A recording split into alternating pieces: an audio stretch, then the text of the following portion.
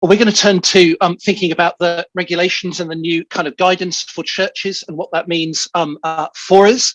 As you'll know, the UK or England entered into step 3 of the lockdown on Monday, the 17th of May. I'm going to speak about the new position in England. I'm conscious there are subtle differences in Scotland and Wales. It's hard enough to get your head around all the English stuff. So I apologise for not at this point speaking about sort of Wales and Scotland in detail, although some of the principles are the same. But this Sunday will be the first Sunday that we're meeting as churches under this new regime. And actually, depending on what happens with the Indian variant and government decisions as to the step 4 of the lockdown, we don't know exactly how long this regime will be operating in relation to churches. As I've said all along, in many ways, coming out of lockdown is much harder than going into it. When lockdown is entered and the rule is simple and clear, it's very easy. You have relatively little discretion as to what you do to implement the guidance. Government is trying to accomplish 2 objectives at the same time, or maybe 3 objectives. It's trying to enable as much of sort of public life to open up as is possible, but at the same time to be able to minimize the risk of COVID spreading. And it's also seeking to move from having legal rules and strict guidance to instead emphasizing personal responsibility and choice. So we've got that combination of opening up, protecting against risk, but also introducing personal choice. And the consequence of that is it makes it a whole lot messier as to what is required in practice. So please don't shoot me. I don't make up the rules. I'm going to try to explain to you what they are. I think the implementation of them for churches is going to be very much more complex. It opens up the potential for much more division and disagreement. We're going to exercise a high degree of wisdom as to what we do. There aren't always going to be straightforward answers as to what is required. It's also worth saying, I think, that from a government perspective, I simply don't think they understand churches, nor are they particularly thinking about churches as the prime object of their rules. So they're seeking to apply to churches principles that have been devised more generally for society. And frankly, they're quite difficult to map onto churches and the nature of our activities. And if they are thinking about churches, I think their working assumption is a church is a big building with a small congregation. And they're simply not thinking about churches that are full or nearly full to capacity, that are struggling with issues. And actually, that probably reflects the fact that the vast majority of churches in the country are biggish buildings with smallish congregations. But that's not the context for many of our churches, which makes the application particularly difficult. So this is my attempt to explain the key things about the current guidance. This is in line with what the Baptist Union has published. As ever, they've produced a kind of a helpful summary and guide. They also include Scotland and Wales in their guide, although they don't go into the details and the practicalities that I want to raise as we talk about this today. Firstly, I think crucially important for church leaders is irrespective of what the guidance in various different forms, whether it be the general guidance on social distancing or performing arts or places of worship, say, actually you have to remember that for places of worship, we are required to observe COVID secure rules, including social distancing. So the basic duty and responsibility in relation to churches is still to seek to enable them to be COVID secure places. That's important because that's part of the health and safety duty that we have. We've seen all along that you need to produce risk assessments. That risk assessment is all about seeking to ensure that your building is COVID secure in the way that it is used. That's because they are public buildings.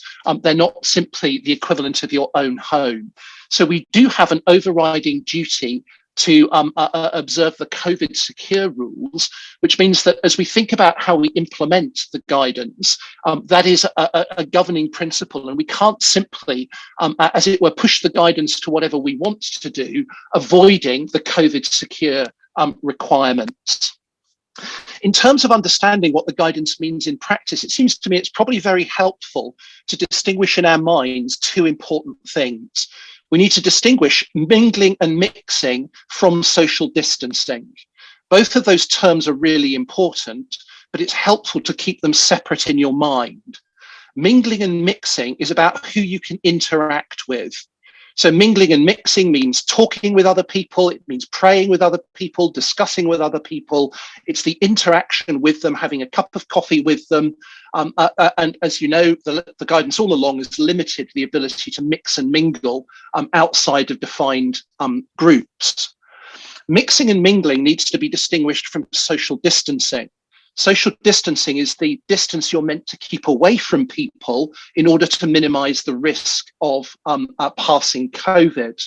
The point is this, you might be able to mix and mingle. That doesn't necessarily mean you shouldn't socially distance. So there's a fundamental difference between mixing and mingling, who you can interact with, and the distance that you're meant to maintain from people. So the mere fact that you can mix and mingle doesn't mean that there's no social distancing requirement. They're two quite different things that you need to bear in mind. Well, what does that mean then for people in terms of meeting? Well, the general rules about meeting indoors are the key thing that changed on the 17th of May. So from the 17th of May, you are now, I'll come back onto the social distancing requirements. It's helpful to just set out there. So the general social distancing guidance as applies is that you are supposed to maintain social distancing between people from different households. It still remains the case that if you're not in the same household, in other words, you're not living together and interacting all the time and touching, etc., you are supposed to try to maintain social distance of 2 meters or 1 meter plus with other mitigations like masks or ventilation or being outside. And that remains the generic social distancing guidance.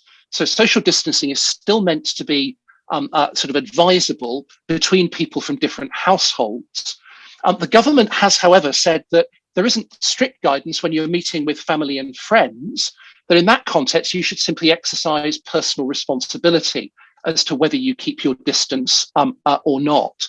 So what was guidance applying in every situation has now been modified so that there's a personal responsibility when you're meeting up with family and friends, whether in your home, outside, in the garden, in the park, or whatever.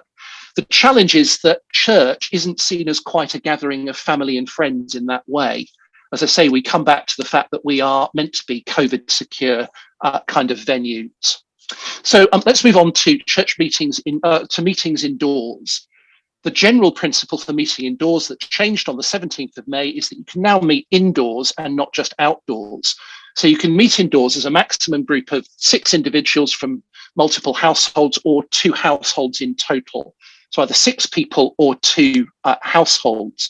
So you can now have people into your home. Now, even though you are meeting indoors in a group of 6 or 2 households, the guidance is still that there should be social distancing between individuals from different households. So even though you can meet up indoors, you're meant to maintain social distancing if you're not in the same household.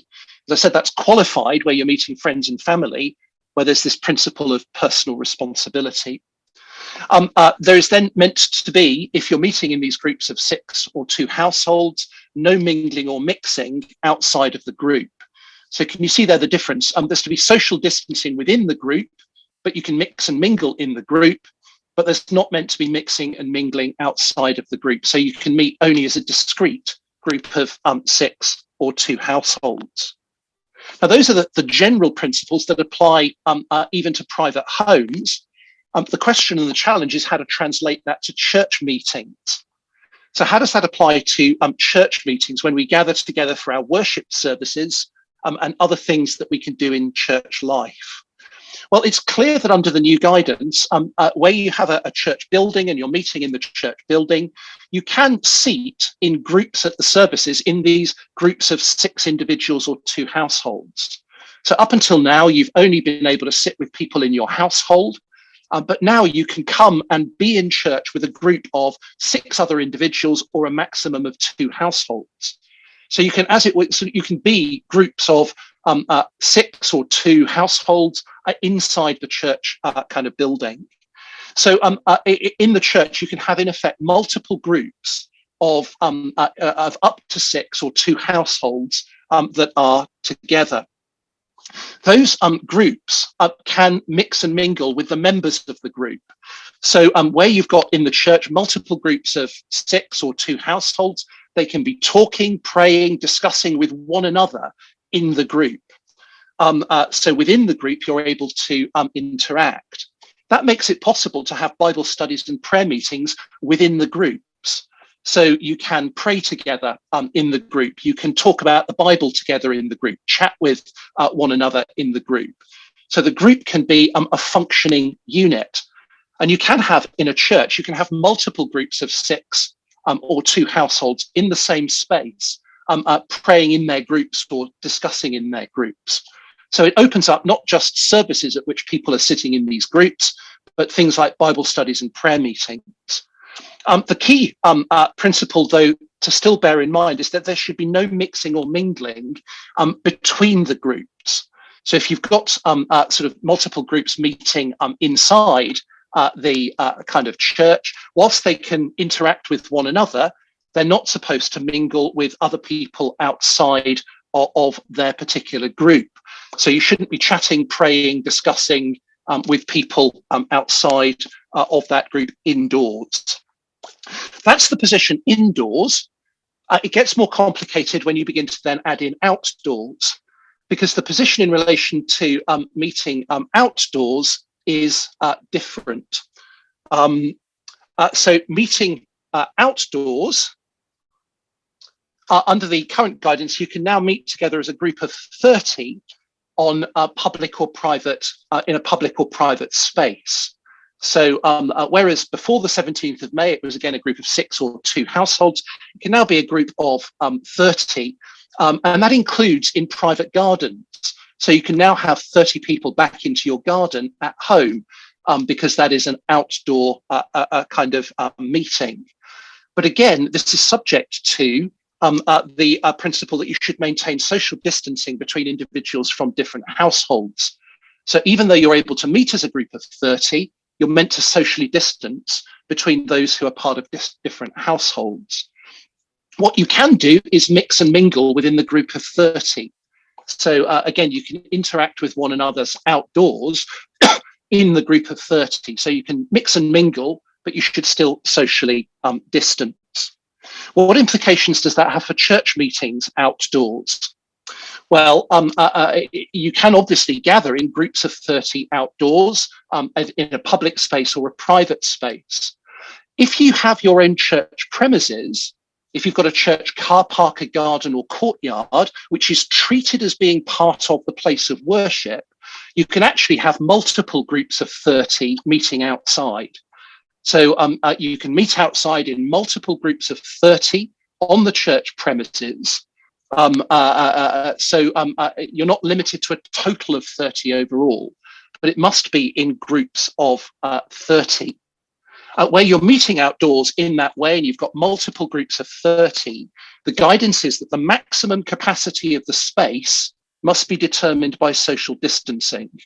So given the space that you've got and the requirements of social distancing, how many people in total could meet in groups of 30 outside? So you can't pack in as many as you want. You've got to think about what does the space permit when social distancing is required. And then when you're meeting outside in that way, you are meant to observe social distancing, both within the groups of 30, between those from different households, and also between the groups. So the groups are meant to be distanced from each other, and then within the group, you're meant to maintain distancing with people who are not in your household. And then there's to be no mingling and mixing between the groups. So each group of 30 can mix within the group, but you're not supposed to then mix and mingle with those in another group of 30. And if you've not got your own church car park, garden or courtyard, then you're limited to the one group of 30. When we move to weddings and funerals, there are slightly different rules that are here. So for weddings, the new maximum attendance is 30 people in the church building. For funerals, it is now clear there is no limit on the numbers of people who can attend a funeral. Now, where you have a wedding or a funeral and you've got the 30 people or the unlimited number of people, there's no prohibition on mixing or mingling between the people who are attending the funeral or the wedding. In other words, the expectation is they will be able to interact with one another. But again, although you can mix and mingle, the guidance is still that social distancing should be observed. So again, between people who are from different households, social distancing should still continue to be observed, but you can interact. And for funerals in particular, the limit of the capacity of the building ought to be determined by social distancing. So social distancing provides a maximum capacity for the building for attendance in an event like a funeral where there is no limit.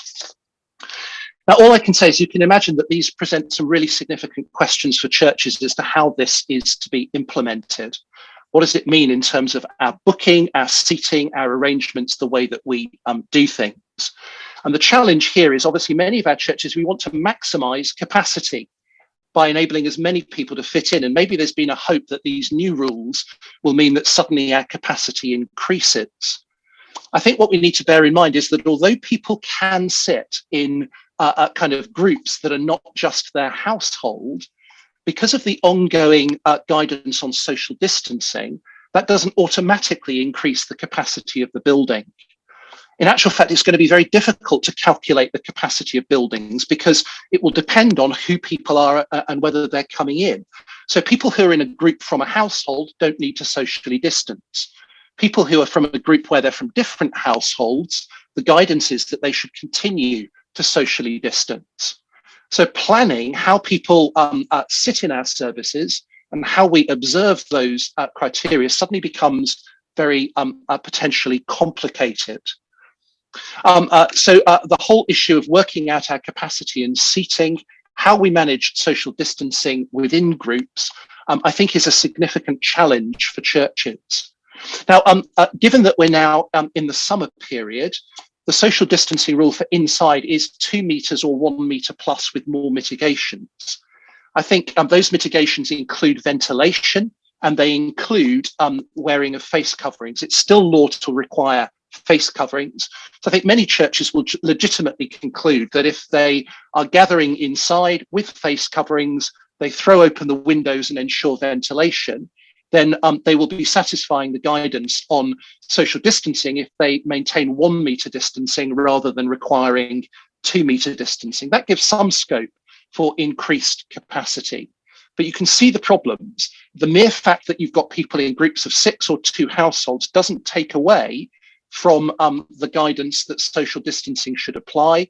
And yes, it's absolutely right that the government is saying people with friends and family should exercise their own judgment. The problem is that churches are treated as a public space, and it's not quite a situation in which you should be saying to everybody, oh, just turn up and sit with who you want in your group. You don't have to worry about it if you don't want to keep your distance. I think at the very least, we ought to be advising people who come to church of what the guidance is and that we're asking them to continue to observe that.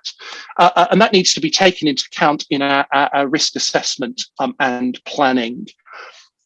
In any event, as people gather together, although the government has said that in some circumstances people should exercise their common sense, I think we need to be careful not to presume that everybody who is going to join a group or meet with others indoors or indeed outdoors is going to be happy to simply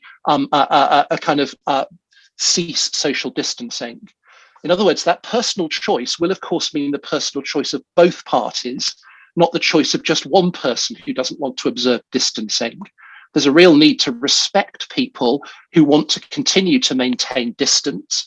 And I think at the moment there are quite a lot of people who are fearful, who would not be willing to simply kind of set aside what have been the social distancing sort of guidance. We need to also be careful about extremely vulnerable people. So the guidance makes clear that extremely vulnerable people can attend church, but for extremely vulnerable people, they're advised to take extra precautions, which in particular means taking steps to maintain their distance from kind of others. So I think all of that means it's quite difficult as churches to simply say, if people come in their groups, we're going to abandon social distancing. We'll just set chairs out in groups of 6 and people can go and sit in them and we'll maximize our capacity in that way. I think there are going to be some questions of how we book and how we organise, which I'm afraid become more complex. Now, if it's any encouragement, this is a very messy stage. Your heart is probably sinking as you think about what all this means and whether it's even possible. Let's try and maintain a sense of perspective that if all things continue in the way government has expected, the probability is that these rules will only be in effect until the 21st of June. So it's only for a limited period of time until the government has been talking about relaxing all requirements. So I think we ought to maintain a measure of perspective. And that might raise questions as to how much energy we put into trying to implement these new rules in ways that maximize capacity and increase sort of our capacity by a relatively small amount. The effort may outweigh the benefit given that the time that is involved. Now, we can't guarantee it will be only until the 21st of June because of all that's happening with the new variant, but that is the hope. Lastly, let me say something about congregational singing. Congregational singing, again, the advice has not really changed there. It is still the advice that indoors congregations shouldn't sing, so you shouldn't have congregational singing. You can have up to 6 amateur singers who should be socially distanced by 2 meters from one another and socially distanced from the congregation, or you can have an unlimited number of professional singers. Again, remember, professional singers doesn't mean anybody you pay to sing in the service. Professional singer means somebody whose job, their main source of income, is professional performance. So for most of our churches, 6 amateur singers will be what we're able to use. Outdoors, you can sing in your groups of 30.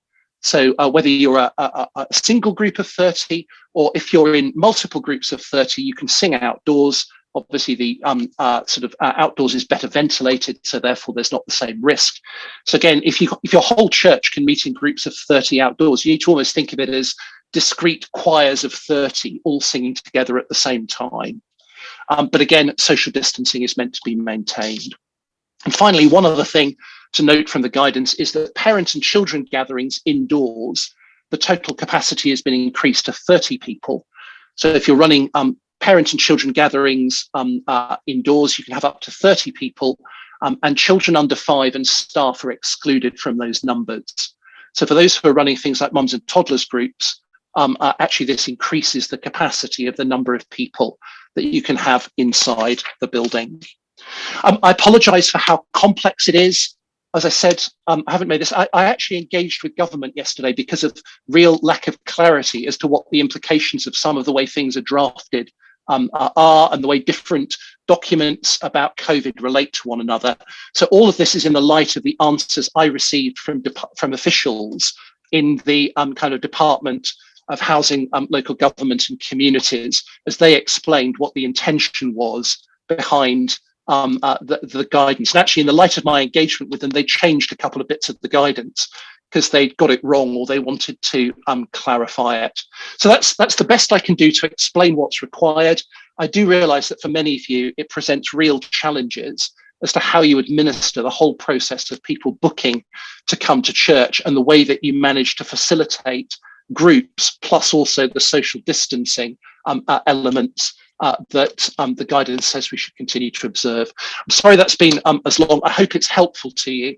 And we can go to some questions if there are questions that people would like to ask. Oh, where to start, John? Thank you. So I think a lot of people's questions, I think John went on to answer, which is very much about social distancing within the group. So maybe if I just ask you a quick catch-all question for clarity, John, to begin with. Let me just feed this back to you. Let me know if this is right. So people can gather indoors in groups of 6 or 2 households, but the households within those groups must still be socially distanced at 2 metre or 1 metre plus with mitigations. That's the way the government describes the guidance for places of worship. It flows from the fact that places of worship are not a private space, they're a public space. And public spaces are meant to be kept as COVID secure. So whilst the government wants private individuals to be able to exercise reasonable judgment as to how close they get to friends and family, whether they hug, whether they don't hug, there is a different responsibility on public venues and those who are responsible for public venues. And churches fall into that category. So what people in church do when they go and meet in somebody's home is their business. what principles we're trying to adopt in church when we're required to maintain a COVID secure environment have to inevitably be different. John, can you say anything about tea and coffee after the service? Because there was something in the updated guidance about that, but you've not mentioned it here. What do people need to think about in that respect? I think you can have tea and coffee. I think it's meant to be counter service is how you receive it. And again, you're only meant to have your tea and coffee with the people you're entitled to mix and mingle with, not more generally than that. So a tea and coffee free-for-all in which all of the groups would break down and people were mixing and mingling across their groups would not be acceptable. So you really have to find a way of serving tea and coffee to people. I think people are also supposed to sit for having tea and coffee. So again, the rules are about trying to prevent mixing outside of the limits that government is trying to draw. John, any thoughts on whether churches might sort of start singing behind face masks as we move towards the 21st of June, just to try and get people more used to that ahead of those restrictions perhaps being lifted on the 21st of June? All I can say in relation to that is that would be contrary to the guidance as it's given. The guidance is clear. You should not sing, and that includes singing behind face masks. So there's been no change whatsoever in the position in relation to guidance. We don't actually know exactly what the position will be after the 21st of June. That's a question we keep asking but don't get answers to. So yeah, the guidance is clear. You should not sing congregationally, whether wearing face masks or not wearing face masks. As we've said many times before, if you choose to ignore the guidance, then you at the very least ought to work out why that is the case in your risk assessment. And we just remind you that there are insurance issues for churches that are bound up with complying with government guidance that is put in such strong terms. You can't afford to simply ignore it because you have a legal duty to take account of the guidance as part of your health and safety responsibility. So the mere fact that the guidance on singing is put as a should rather than a must doesn't mean that that's just voluntary and you can choose to ignore it if you want to. You've got to think through more carefully the legal responsibilities, health and safety, venue, insurance that are bound up with that. Regarding the person singing indoors, if it's one person at the front or a small group singing, the guidance says that performances should take place at the front of the place of worship to a seated audience. So does that mean that people shouldn't stand if that kind of singing takes place, even if they're not singing themselves?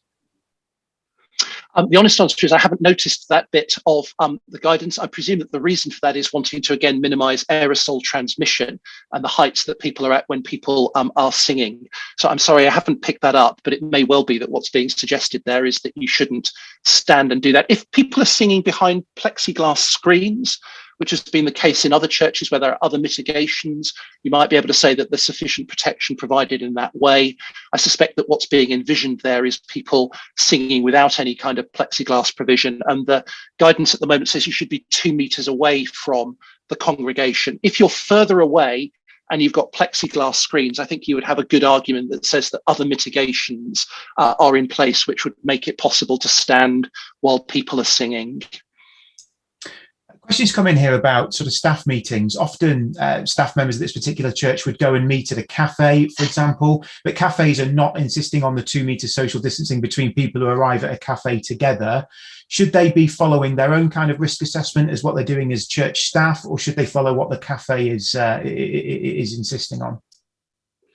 Well, one level, the cafe is presumably not insisting on them not following social distancing. They've got to work out what is the right thing to do in that particular context. And it's not actually particularly different from the situation that's been true for work meetings all along, where the rules are not quite as strict and you have to work out in guidance terms how you conduct your work meeting and what the social distancing requirements are for that. I think the key thing with lots and lots of groups where you are in that more informal context where social distancing might not be observed is that the fact of everybody being comfortable with what's being done. And I think one of the challenges in church life is the people who are bullish and want to say all of these restrictions are unnecessary will find themselves also engaging with people who are feeling vulnerable and will want to be protecting themselves. And I think navigating in church life, the fact that most of our churches will have people in both of those two groups and how we maintain a kind of a loving unity and understanding. And I think, as I said, the way that you connect with others, how close you get to them, whether you hug them or not, that has to be a mutual thing rather than just the view of the one person as to what they think should happen. John, can I ask some quick fire yes, no questions? Here we go. So let's just do a couple of these really quickly. John, outside in a car park, rule of 30 doesn't apply, does it? Because it's groups of 30. So you can have 60 in two groups. Yes, provided it's the church car park. So there's a difference between the rule about multiple groups of 30 is specifically because it's a place of worship and you're entitled to meet in a place of worship. So you can't go and have multiple groups of 30 in the public park. You couldn't have multiple groups of 30 even in a private garden. It's specifically because the car park, courtyard, garden is counted legally as part of the premises of the place of worship. So it's not quite a simple yes/no answer there. It depends on what the status of the car park or the space is. Thanks, John. Let's try this one for a yes/no. In an outdoor service when singing, do you have to wear a mask? No, there's no legal requirement to wear masks outside. Fantastic. And mitigations for 1 metre plus. Open windows, mask wearing, people sitting not face to face, they would be good mitigations to move from 2 metre to 1 metre plus. Absolutely. It's always been slightly difficult because the government guidance has always talked about 2 metres or 1 metre plus and then gives suggestions of what mitigations mean, which includes face coverings, which people in churches are already wearing. So in some ways, you've probably been already considering, can it be 1 metre plus simply by wearing face coverings? But I think the combination of face coverings, open windows and ventilation, which is much easier at this time of the year than it is in the winter period, seating so that you're not directly facing one, those would all be the things that kind of the guidance would suggest are ways that mean you can reduce your social distancing to 1 metre rather than 2 metres. Two more questions, then we're going to draw stumps. Social distancing and face masks, do they apply for youth and children's workers and youth and children's work? I can't immediately answer definitively off the top of my head, but I don't think they do. And of course, the government has just changed the guidance in relation to kids wearing face coverings in schools. So I don't think that there is a requirement for wearing face coverings for doing children's work or children wearing them. Question here has come from a church saying they have a community choir that use their buildings for singing in, and the performing arts guidance says that up to 30 of them can sing behind masks. Why are they allowed to do that in the church if the church chooses to rent it to them, but we can't sing on a Sunday? I'm afraid those are lots of the anomalies that are there in the law, as the government has been making rather arbitrary decisions between different departments as to how to open up different sections of the economy. Now, at one level, there's almost you can argue and argue and argue about the discrepancies and why it's inconsistent, but that's not going to change what the government issues as its guidance, and it's not going to change our kind of legal responsibilities. So in all honesty, I have to say, we've just got to live with it while we're in that environment. There are anomalies and inconsistencies. People will go into pubs and bars and sit in groups of 6 and not observe social distancing, and we're having to wrestle with how do we make it work out in a church context. I'm afraid that in the mess of coming out of what is a simple lockdown into a complex sort of situation, exactly those kinds of anomalies are bound to occur. And I'm afraid I can't explain them. You just have to think that government across every area is attempting to make policy decisions to try to enable us to get back to normal. And it's not going to be thoroughly consistent.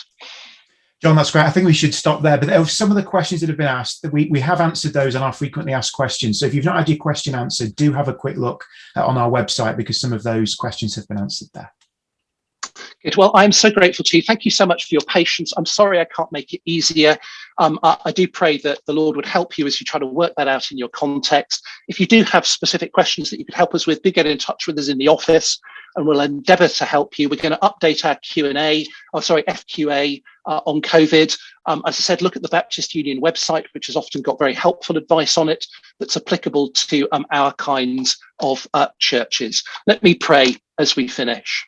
Father, we want to thank you and praise you that we do seem to be in a time in which the restrictions because of COVID are being relaxed.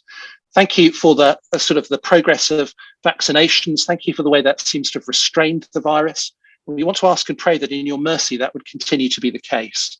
Lord, we thank you for these greater abilities to be able to meet together indoors and outdoors in larger groups. We're still frustrated that we can't sing. We're frustrated as leaders that we have to think through these difficult questions of how to manage seating and groups and social distancing. Please give us great wisdom. Please help us not to become weighed down with frustration and annoyance. Lord, we can identify many inconsistencies in the guidance that's being provided, and they grate with us.